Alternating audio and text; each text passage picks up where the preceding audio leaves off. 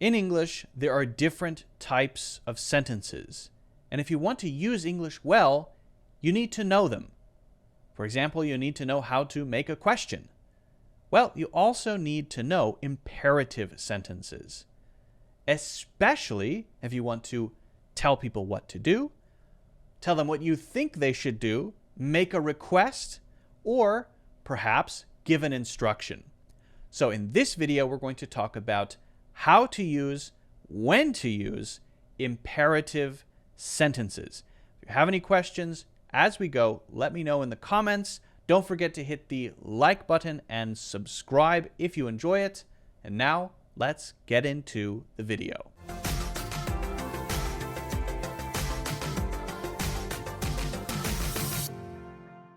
A question from Melanie. When should I use an imperative sentence? I think that's a good question. An imperative sentence, first of all, what the heck is an imperative sentence?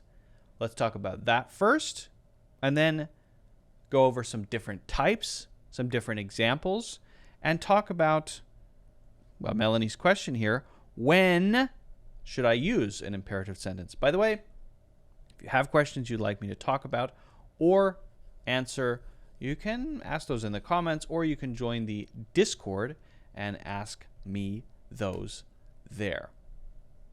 And I might answer you directly, or perhaps answer them here. Like this. Okay. So there are different types of sentences, and they have names.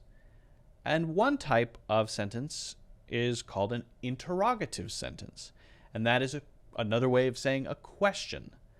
One type of sentence is an imperative sentence. What is unique or special about an imperative sentence? This is a sentence that does not include the subject. And the reason it doesn't include the subject is because the subject is implied. So in a normal sentence, you would have something like this. You bought a scarf. Okay, so this is the subject of the sentence. Now, if we want instead to give someone an instruction, tell someone what to do, recommend them to do something, we might, instead of using their name, for example, or using something like you, we might simply start with the verb. Okay? But there is an implied subject when we do that. So we can't just remove this. We can't say bought a scarf.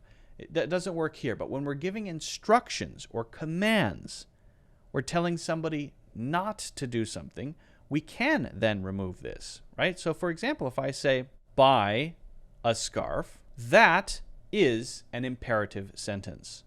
Okay, buy a scarf. Now, what am I doing there? What I'm saying is to you, I'm looking directly at you. Buy a scarf.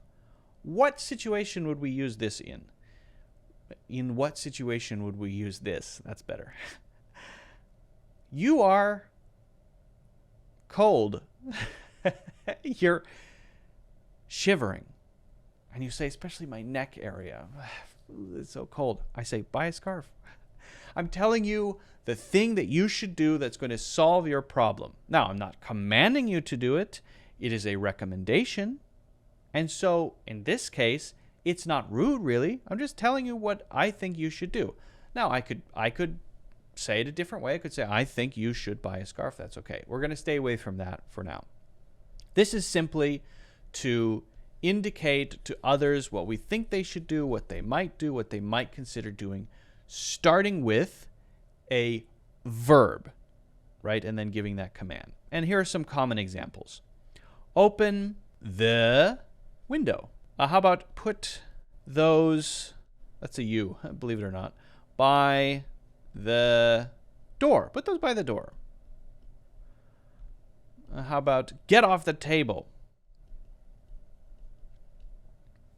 How about use the included wrench. How about add an egg? Just keep going. Add an egg.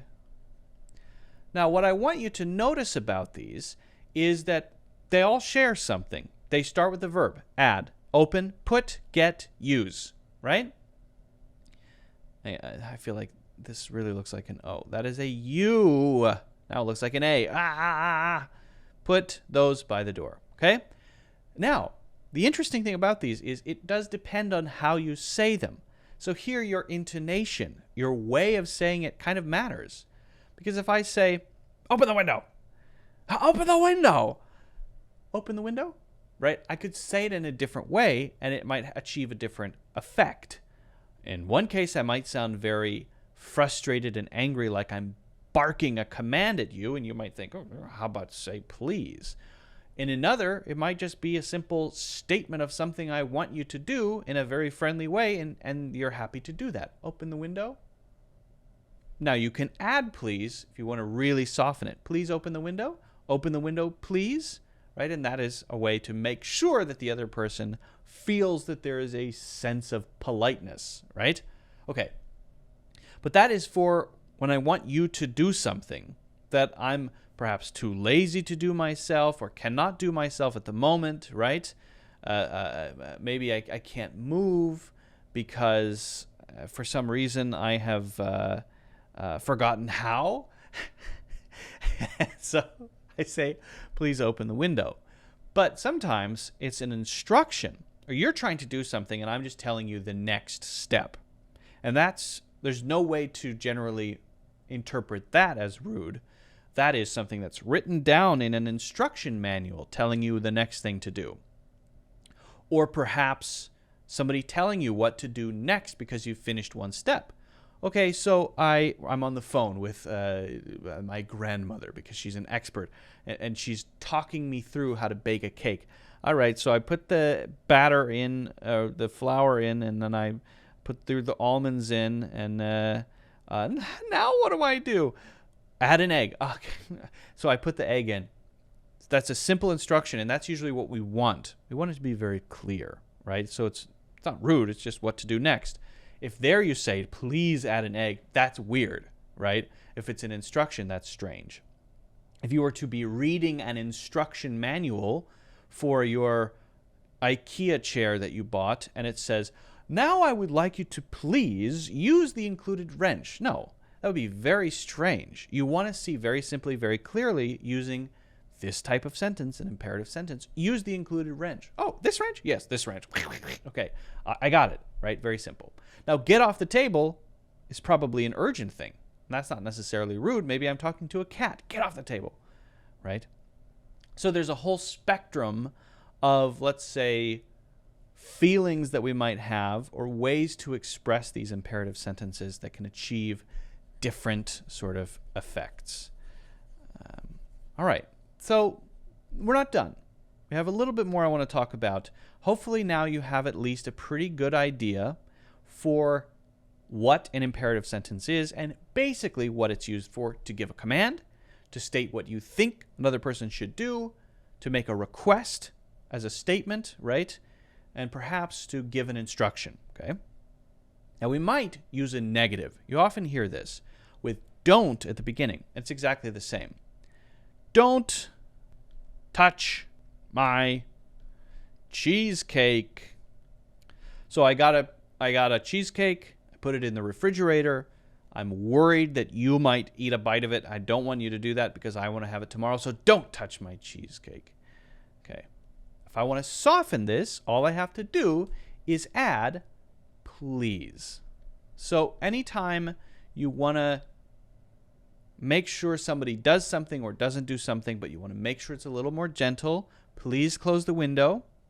Close the window, please. Please don't touch my cheesecake. Don't touch my cheesecake, please, is much less common. So if you're using don't, generally we put please in front of don't. And if you're using a simple instruction or a simple command or request, like close the window, it doesn't matter. Please close the window. Close the window, please. Okay? Now, I like to use imperative sentences when I want things to feel very active. Let's say it's a video description or a description for a course, for example. Now, one way that you could say something is to just explain what's going to happen. If you're going to describe something in a video, or you're going to give a title for a video, for example, or a description under a video or a lesson or something, you might say, you are going to learn how to use imperative sentences. Oh, that's an I and that's a V. That's not a U. That's a height. That's a V. Sentences. Now, but I want you to consider the difference between you are going to learn how to use imperative sentences and simply learn how to use imperative sentences. Now, both are correct. I think this one feels more active, punchy, engaging. Learn how to do this. Stay over there, right? Get this. Acquire this. Master this. These beginning with verbs feel very active, very punchy. And so you often see this in marketing copy. You often see this for descriptions of things that you want people to be engaged in, right? So it's a very good way to sort of give a sentence a different kind of life, right? Instead of describing everything and using the same type of sentence all the time. I am a big fan of using imperative sentences in that way. Now, finally, we might use imperative sentences when we're trying to accomplish a specific thing using if. Now, we can use a conditional sentence using if. We have the beginning of the sentence as if something do this, right? That,